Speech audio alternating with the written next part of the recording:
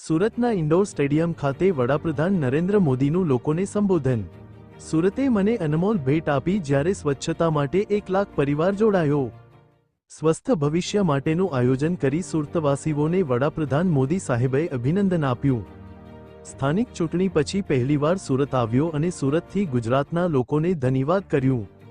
પૂર્વ ધારાસભ્ય મેયર કનુભાઈ માવાણી માટે શ્રદ્ધાંજલિ પણ પાઠવી હતી। અત્યારે જિલ્લા પરિષદ, નગરપાલિકા, મહાનગરપાલિકા ચૂંટણી લોકોએ પ્રેમ આપી જૂના રેકોર્ડ તોડ્યા। જ્યારે 1987માં હું રાજનીતિમાં આવ્યો ત્યારથી અત્યાર સુધી વિજય યાત્રા જ ચાલે છે। કોઈ પણ વ્યક્તિને આટલા લાંબા સમય સુધી આશીર્વાદ મળ્યા તેવું પણ પહેલીવાર બન્યું। અમો આ પ્રચંડ વિજય સેવાના વિજયને વધુ આગળ વધારશું। તેમણે વિકસિત ગુજરાત, વિકસિત ભારતનો સંકલ્પ લીધો। સુરતને સ્વચ્છતાના એવોર્ડ મળ્યા, તેમને સુરતને અભિનંદન પાઠવ્યા। 5 જૂન પર્યાવરણ દિવસ, દેશના સૌથી સ્વચ્છ શહેરમાંથી એક સુરતને અભિનંદન આપ્યા।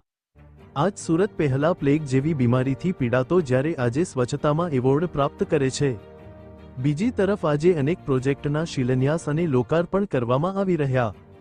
ભારત ગ્રીન ગ્રોથ પર કામ કરે છે। આવતા દિવસોમાં હઝીરા ગ્રીન ગ્રોથ અને સ્ટીલના ઉત્પાદન માટે જાણશે। આવતા અનેક દશકો સુધી સુરત માટે પીવાના પાણીની વ્યવસ્થા પણ કરવામાં આવી રહી છે। 12 વર્ષમાં દેશમાં જે કેપેસિટી તૈયાર થઈ એ મહત્વનું છે। 12 વર્ષ પહેલા સૌર ઉર્જા માત્ર નામ માત્ર હતું। તેમજ ભારતમાં ઇથેનોલ પર કામ મજબૂત કર્યું। હજીરા આત્મનિર્ભર ભારતનો મતલબ હજીરા જાવ એટલે તમને ખબર પડે। દેશમાં કેટલાક નિરાશાવાદી લોકો છે જે દેશના સંકલ્પનો મજાક ઉડાવે છે। વધુમાં વડોદરા મુંબઈ એક્સપ્રેસ હાઈવે એક મોટા હિસ્સાનું ભાગરૂપ છે।